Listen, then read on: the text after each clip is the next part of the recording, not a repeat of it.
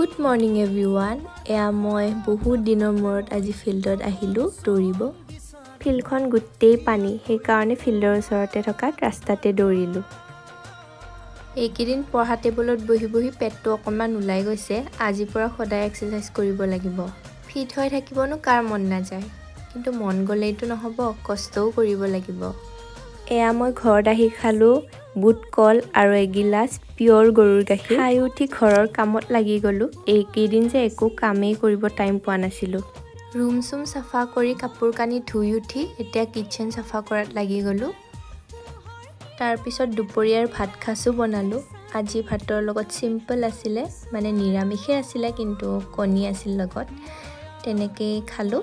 মই এনেকৈ খাই বহুত ভাল পাওঁ, মোক কমফৰ্ট ফুড হয়। ভাত পানী খাই উঠি আজি এঠাইলৈ যাব ওলালোঁ। চ' মই যাবৰ কাৰণে ৰেডি হ'লোঁ। আজিলৈ ইমানেই আছিল। Bye bye.